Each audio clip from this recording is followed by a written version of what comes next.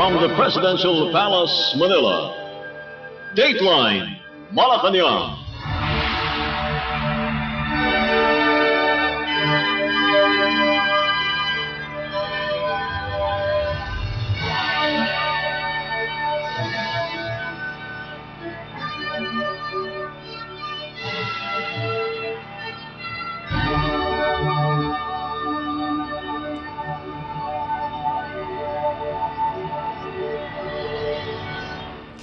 Good day, this is Dateline Malacañang, and here are the news. Philippine President Ferdinand R. Marcos Jr. approved the declaration of a state of national calamity in response to the widespread destruction caused by Typhoon Tino, international name Kalmegi, and in anticipation of a potential super typhoon. During a situation briefing at Camp Aguinaldo, Quezon City, the president said that given the extent of the areas affected by Tino and those likely to be hit by Typhoon 1, he has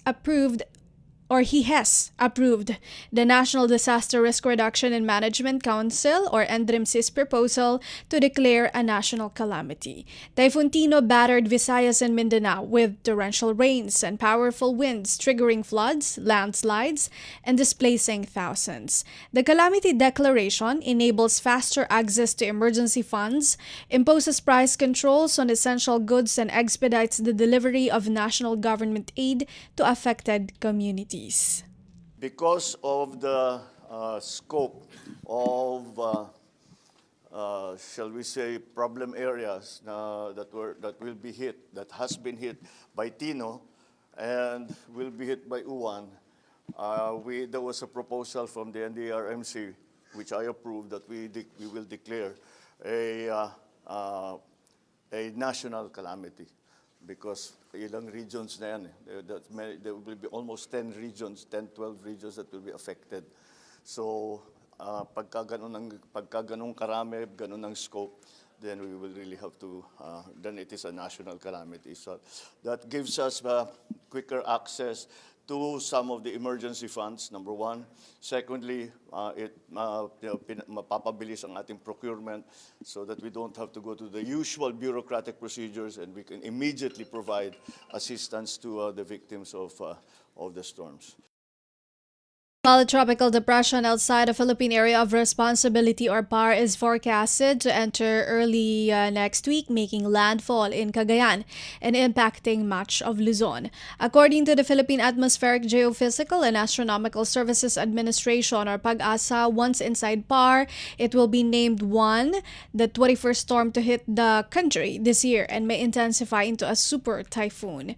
President Marcos said response operations are in full swing in the hardest hit areas of Visayas, while preparations are underway for once expected impact in northern Luzon. National government teams, along with the military and police units, remain deployed to deliver aid, restore utilities, and clear roads. The president acknowledged the logistical challenge of balancing ongoing relief efforts in Visayas with preemptive measures in Luzon. The chief executive also expressed concern over the rising casualty count, noting that validation of deaths, missing persons, and damage assessments is still ongoing. President Marcos assured the public that the government will sustain its relief operations while intensifying preparations for the incoming storm. Siyempre, hindi namin iiwanan ng Cebu hanggat lahat na in place na. The same thing, but we will do as much as we can to anticipate. Dahil if we anticipate well and we prepare well, marami tayong nagagawa para medyo mas mabawasan ang effect. Pero napakabigat nung nangyari ng Tino. Unfortunately, the casualty count is very high. Madami tayong deaths that we have suffered. And I do not want to give a number because we are still in the process of validating all the numbers about the damages, etc., the number of people who have been displaced, the number of families that are under evacuation centers, those that have been displaced na umuwi sa kanilang mga kamag-anak, sa mga kaibigan. Those are still being processed, but it is a significant number.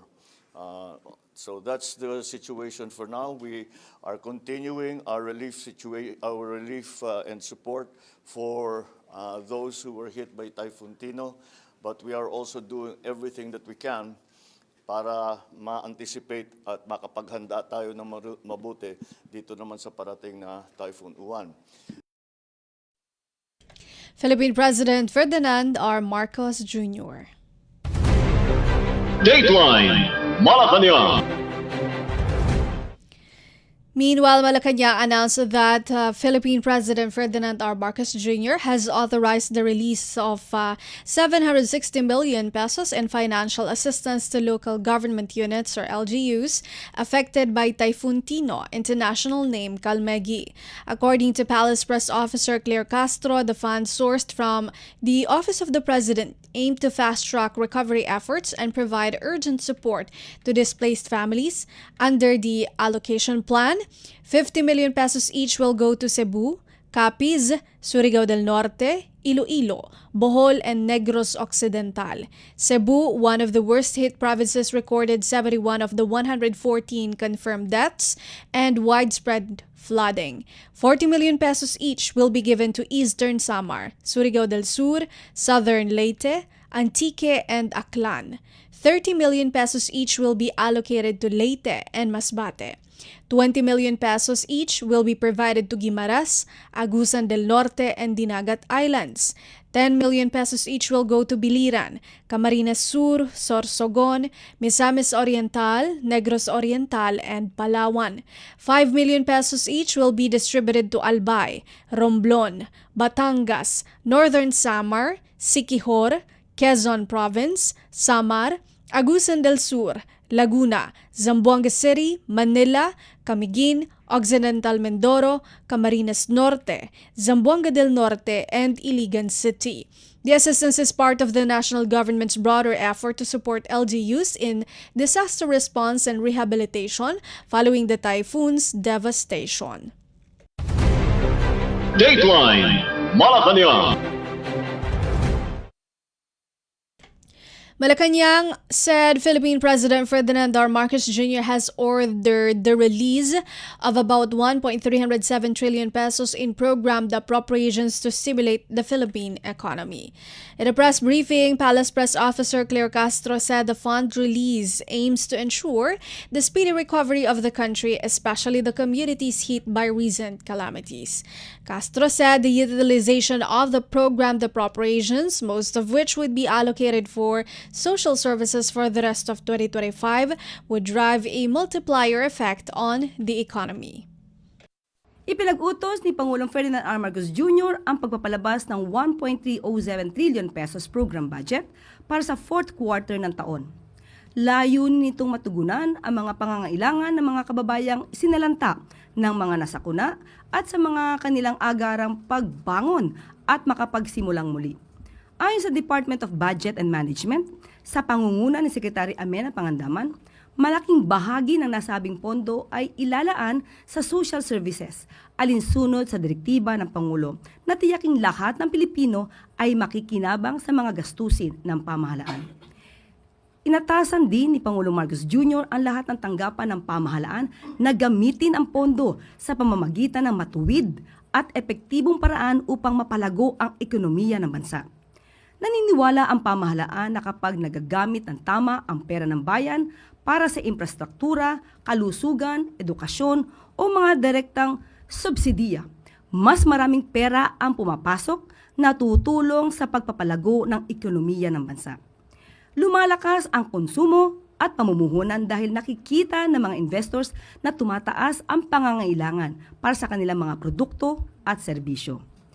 Mayroon ding tinatawag na multiplier effect ang paggastos ng pamahalaan sa mga mahalagang programa. Ibig sabihin, bawat pisong inilalabas ay nakakalikha ng higit pa sa 1 pisong halaga ng aktibidad sa ekonomiya. Prioridad ng Marcos administration ang pag-angat ng pamumuhunan, ang pamumuhay ng mga Pilipino kasabay ng pag-angat ng ekonomiya ng bansa. Naniniwala ang Pangulo na sa ilalim ng bagong Pilipinas, sabay na aangat ang kalidad ng kabuhayan at ang ekonomiya. In a statement, Budget Secretary Amina Pangandaman said the bulk of the released program appropriations would be used primarily for social services to ensure that spending for the final stretch of 2025 directly benefits the Filipino people. Government agencies that will receive appropriations includes the Department of Social Welfare and Development, Department of Agriculture, National Food Authority, Department of Education, State Universities and Colleges or SUCs, Commission on Higher Education, Department of Labor and Employment, Department of Health, Department of Migrant Workers, as well as the National Disaster Risk Reduction and Management Fund that would cover the Quick Response Fund replenishment and emergency cash transfers in anticipation of possible typhoons in the remainder of 2025. Dateline Malacañang. Malacañang announced that the Department of Trade and Industry or DTI will implement a price freeze on basic commodities nationwide following Philippine President Ferdinand R. Marcos Jr.'s declaration of a state of national calamity. In a palace press briefing, Presidential Communications Office PCO Undersecretary Claire Castro said she has talked with the DTI and the price freeze generally covers all.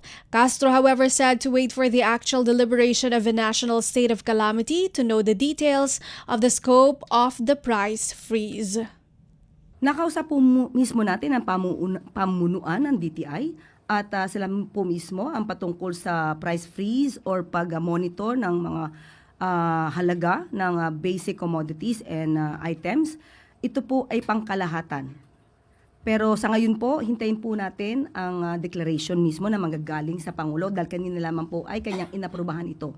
At ang rekomendasyon po ng NDRRMC ay inaprubahan, pero hintayin po natin mismo yung pinaka-declaration of national state of calamity at doon natin makikita kung ano po yung pinaka-detalye. Pero in general po, sinabi po ng DTI na patungkol po sa presyo ng mga basic commodities, pangkalahatan po ito.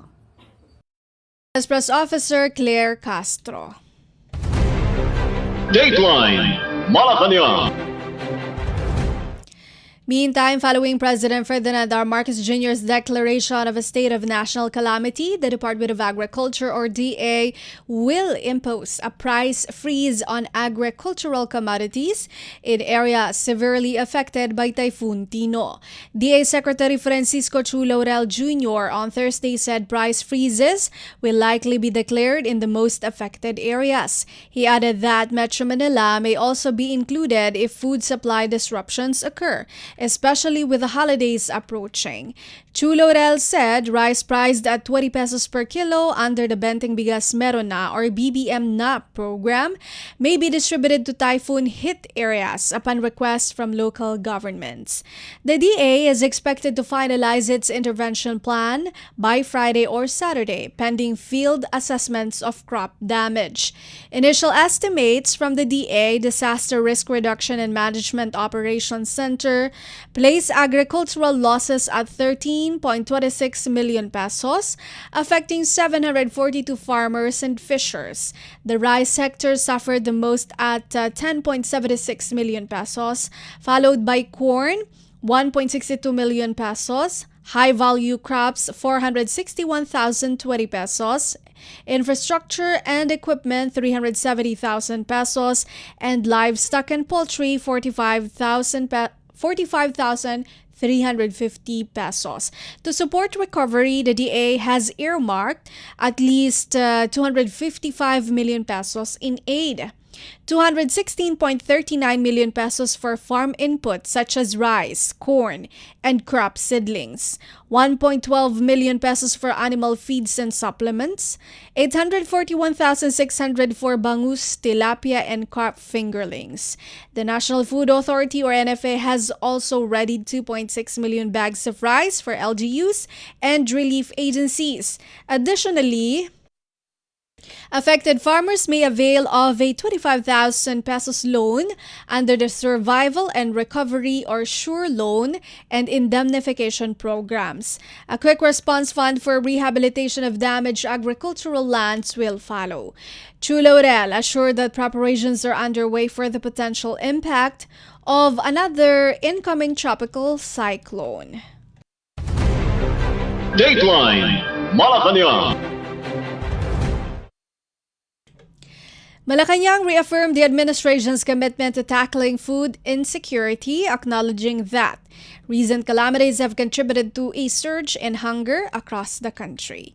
In a press briefing, Palace Press Officer Claire Castro said successive disasters disrupted the delivery of relief aid to affected communities, including those served by the Department of Social Welfare and Development, or DSWD. According to the latest Social Weather Stations, or SWS survey conducted from September 24 to September 30, 22% of Filipino families experienced involuntary hunger in the third quarter of 2025, up from 16.1% in June. Castro said the government is taking the survey findings seriously and will intensify efforts to address hunger and improve food access nationwide. Huwag natin kalimutan na sunod-sunod ang kalamidad na naranasan ng mga kababayan po natin. Ito po ay nakaapekto po ito sa patuloy po na pagtatrabaho ng ating pamahalaan, lalong-lalo na po ang DSWD, para po maipababa ang hunger rate ng bansa. But ito po mga survey na to ay makakatulong naman po, at ito naman po ay ikukumpara at ibabangga din po sa data na nakukuha mismo ng gobyerno. At tandaan po natin, hindi naman po tumitigil ang ating pamahalaan sa mga programa tulad ng mga walang gutom program, special feeding program, SIL, at yung binanggit po natin kahapon na tungkol sa mga kahirapan. Kaya po siguro nararasan natin to because of the calamities na sunod-sunod. Hindi po isa sunod-sunod po yung nararanasan natin. Well, Castro also responded to the results of the latest Octa research survey, which showed a significant drop in public trust in Philippine President Ferdinand R. Marcos Jr. She reiterated that survey figures would not affect the government's work. Nandun pa rin po, yung majority po ay nandun pa rin po yung kanilang trust sa ating Pangulo. Sabi nga po natin, ano man ang numero, mataas mababa, at hanggat nagtatrabaho ang ating Pangulo at ang gobyerno para sa taong bayan, tuloy-tuloy pa rin po at hindi po tayo maaapektuhan ng anumang pong numero. Octa's tugon ng masa survey conducted from September 30 to October 4 showed that public trust in President Marcos slid from 64% in the second quarter to 57%, down by 7 percentage points. Dateline Malacañang.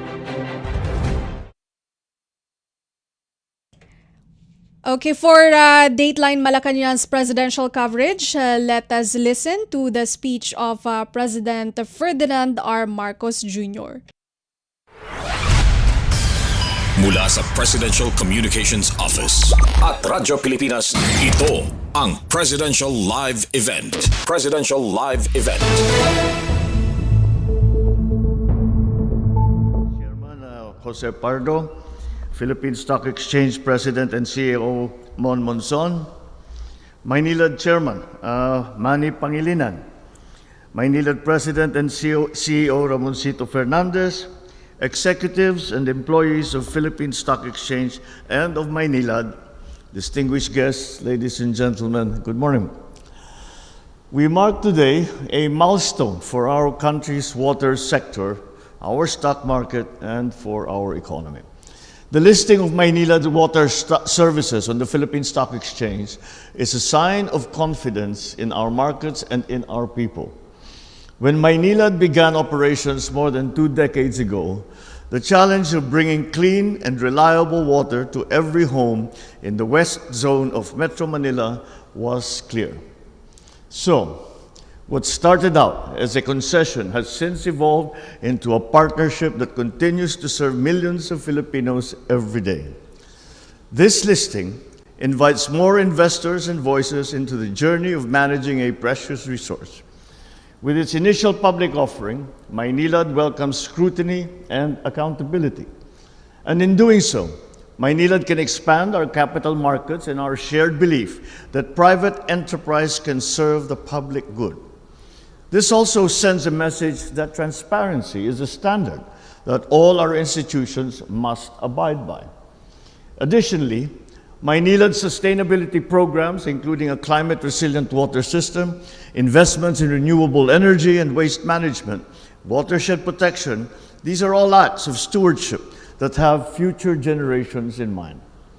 All these initiatives align with our government's agenda to build an economy that is adaptive and guided by sound governance. I'm also pleased to note that this occasion reflects a greater partnership between the public and private sector, where each side contributes to our shared prosperity. So truly, Maynilad's public listing signals what I have been telling the world, that the Philippines is open, ready, and eager to do business with you. To our partners in Maynilad, never lose sight of the people you serve.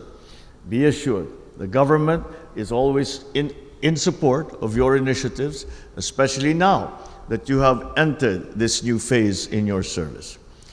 As we face the many challenges ahead, from climate change to the rebuilding of public trust, may this day remind us that reform is built on work done with honesty.